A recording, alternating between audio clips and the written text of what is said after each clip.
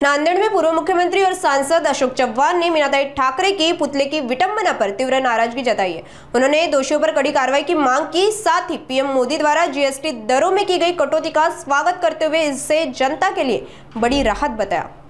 काही बोललेलो नाही आणि हे माझ्या तोंडी वाक्य दाखवा ना, पुरावा दाखवा कोणी पुरावा दाखवा ना मला, मी काही बोललेलो नाही। त्यांना व्हीजेएनटीचं आरक्षण हे सत्य आहे ना, आहे तर आहेच, मी कुठे नाही म्हणतो। पण माझा मुद्दा आहे, मी कुठेही वाच्यता कोणाला द्या कोणाला देऊ नका असं काही बोललो नाही। त्यांनी मागणी करावी, शासन राज्याचे नेतृत्व याच्यामध्ये लक्ष घालेल, जे काय म्हणायचं असेल। कलेक्टर ऑफिसला आपला बाईट आहे, बरोबर, मी काही कोणाचं काढून ज्ञान कोणाला द्या असं कधी बोललेलं नाहीये। व्हीजेएनटी आहे ना, व्हीजेएनटी मध्ये आहे ना, व्हीजेएनटी मध्ये आहेच, मी कुठे नाही म्हणतोय।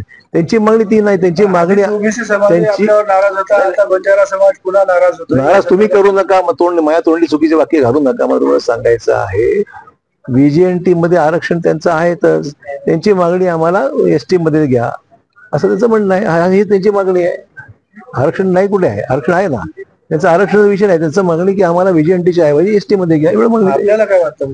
मला वाटण्याचा प्रश्न नाहीये, हे विषय मला वाटलं की कोणाला वाटलं विषय महत्वाचा नाहीये।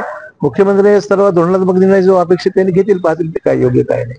सर, आज नांदेड जिल्ह्यापासून पहिल्यांदा दोन समाज एकमेकांमध्ये भिडतानाची परिस्थिती निर्माण झाली आहे लोहा तालुक्यातल्या रिसनगाव मध्ये।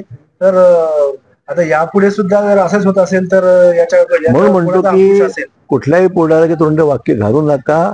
आपण प्रश्न देत असताना काळजी ही घ्या की कुठल्याही उत्तरामुळे सामाजिक तणाव किंवा वाद निर्माण होणार नाही, ही काळजी सर्वांनी घेतली पाहिजे। मी स्वतःच काळजी घेतोय।